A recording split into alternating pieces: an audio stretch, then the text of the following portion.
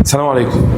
الفيديو ده مهم جدا جدا تركز فيه لانه معلوماته شويه عميقه ومحتاجه تركيز شديد. هنتكلم فيه عن الفرق ما بين اللطم المتحركه اللي بتكون راكبه على زرعات وما بين التركيبات الثابته اللي بتكون راكبه على زرعات. يعني احنا دلوقتي بنقارن ما بين ايه وايه؟ ما بين زرعات وزرعات، بس هنا زرعات راكب عليها طقم متحرك بيتشال وبيتحط، طقم بيتشال وبيتحط بس على زرعات مش على اللثه على طول، وما بين تركيبه ثابته بتكون راكبه على الزرعات ومتثبته فيها ومش بتتشال ولا بتتحط، ثابته خلاص بننساها كانها اسنان عاديه. اوقات كتير جدا المريض بيكون عنده 3 أو 4 مشاكل، خلينا نقول ان هم بيضطرونا ان احنا نروح للطقم اللي بيتركب على الزرعات. قبل ما نقولهم خلينا نقول ان الناس اللي بتكون زرعه من 6 ل 8 زرعات ومركبين عليهم تركيبه ثابته، هو ده احسن سيناريو ممكن اي حد في الدنيا عايز يركب او يزرع طقم كامل يعمله، من 6 ل 8 زرعات ونركب عليهم تركيبه ثابته، وممكن كمان 4 زرعات بس يعني كل ما زودنا عدد الزرعات كل ما كان عمرهم الافتراضي اطول. خلاص العدد الطبيعي من 4 لحد 8 زرعات نقدر نركب عليهم تركيبه ثابته وننساها ان شاء الله العمر كله. تعالوا بقى نتكلم على الفئه الاولى دي اللي هي بتكون مركبه طقم متحرك على زرعات. بيبقى فيه شويه اسباب هي اللي بتضطرنا نلجا للموضوع ده، وهي ان ممكن يكون اول سبب العظم اللي موجود في الفك قليل جدا وضعيف، وما نقدرش ان احنا نزرع عظم في كل الاماكن دي عشان نقدر نحط زرعات، فبنضطر ان احنا نحط زرعتين بس او 3 زرعات بس ونركب فوقيهم طقم المتحرك ده، لكن بيكون جواه كليبسات او حاجات معينه بتخلي ثباته على الفك اعلى بكتير جدا من الطقم اللي على اللثه على طول. تاني حاجه ان ممكن يكون في تمدد في الجيوب الانفيه، الجيوب الانفيه متمدده ونازله لحد تحت، فبرضه مفيش اماكن ابدا ان احنا نحط فيها الزرعات. تالت حاجه ممكن يكون المريض التكلفه الماديه بتاعه الزرعات الثابته والتركيبات الثابته عاليه جدا عليه، فما يقدرش يعملها، فيضطر ان هو يزرع زرعتين بس او 3 ويركب فوقيهم طقم متحرك بكليبسات، بحيث ان هو يكون حل وسط.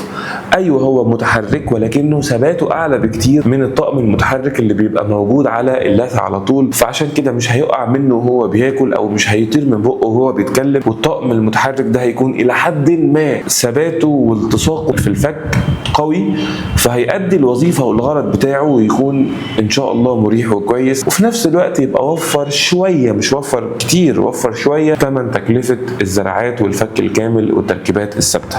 خلينا نقول ايه هي الانواع اللي بنقدر نركب الطقم المتحرك على الزرعات دي. ايه هي انواع الطقم المتحرك؟ بيركب بايه؟ يعني ايه الاتاتشمنت او الكبسولات اللي بتبقى في النص ما بين الزرعه وما بين الطقم المتحرك. عشان نعمل بقى طقم متحرك على زرعات بنحتاج حاجه اسمها اتاتشمنت، والاتاتشمنت ده هو حلقه الوصل ما بين الطقم المتحرك وما بين الزرعتين او 3 زرعات اللي راكبين عندنا في الفك. والاتاتشمنت ده بيكون عباره عن الكبسوله او الكليبس اللي بيزود التصاق او ثبات الطقم المتحرك في الزرعات، وبيكون عباره عن حاجه من ال3 حاجات اللي انا هقولهم لحضرتك دلوقتي. الحاجه الاولى بيكون اسمها بولان سوكت، والبولان سوكت ده بيكون راكب على الزرعه من فوق حاجه شبه الكور، وبيكون راكب في الطقم حاجه شبه التجويف بالظبط نفس فكره الكبسوله او الكباسين بتاعه الزراير، نفس الفكره بالظبط. الكوره دي او البول ده بيعشق جوه السوكت اللي موجود في الطقم، فتبص تلاقي ثبات الطقم زاد. ده اقل واحد في الاتاتشمنتس من حيث الكفاءه ومن حيث التكلفه. الاتاتشمنتس دي نفسها التكلفه بتاعتهم مختلفه، اقل واحده فيهم هي البولان سوكت. تاني حاجه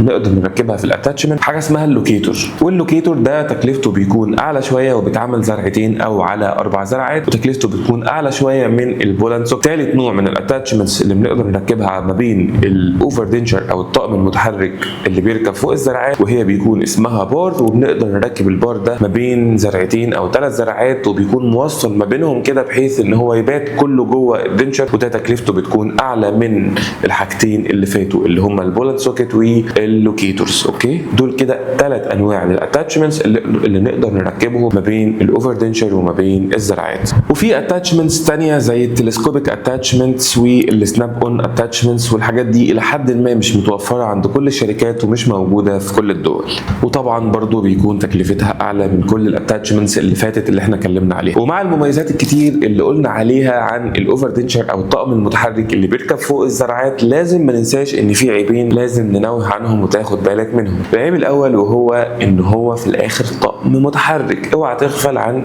بوينت مهمه زي دي، ان هو متحرك يعني بيتشال ويتحط، يعني مش حاجه ثابته وهننساها طول العمر. الحاجه الثانيه وهي انه بيحتاج عنايه اكتر بكتير من التركيبات الثابته، يعني مش هينفع تعتمد انه قاعد كويس على اسنانك ومش بيقع فبالتالي تنساه وتحافظ عليه في بقك على طول وتسيبه في بقك ما تشيلوش. غلط خالص، ده لو عملته هيسبب لك التهابات ومشاكل كتيره جدا في اللثه. لازم تشيله يوميا وتنضفه كويس جدا وتعقمه وتعتني بيه كويس، لانه في الاخر خالص طقم متحرك، وبالتالي ممكن تلاقي بعض الفضلات البسيطه اللي بتتراكم حول اطرافه. عشان كده لازم يتشال ويتنضف ويتعقم كويس جدا وبعدين تستخدمه تاني يوم. فالطقم المتحرك اللي فوق الزراعات او الاوفر دنشر هو حل علمي وممتاز جدا وما فيهوش اي مشكله، خصوصا للناس اللي عندها مشاكل كتيره جدا في العظم او للناس اللي بتدور على حل متوسط التكلفه وفي نفس الوقت برضه فعال. لو عندك اي استفسارات او عندك اي مشاكل في العظم وحابب تعرف خطه العلاج المناسبه جدا ليك، يا ريت تبعت لنا على الواتساب واحنا ان شاء الله هنرد عليك، والفريق الطبي المتخصص اللي هيرد على حضرتك ويناقش حالتك معاك لحد ما تجيلنا ان شاء الله، ويناقش حالتك معاك خطوه بخطوه. مش هننسى في اخر كل فيديو طبعا زي ما اتعودنا نصلي على حبيبنا النبي، فاللهم صل وسلم على حبيبنا محمد. كان معكم دكتور عبد السلام محمد، والى اللقاء.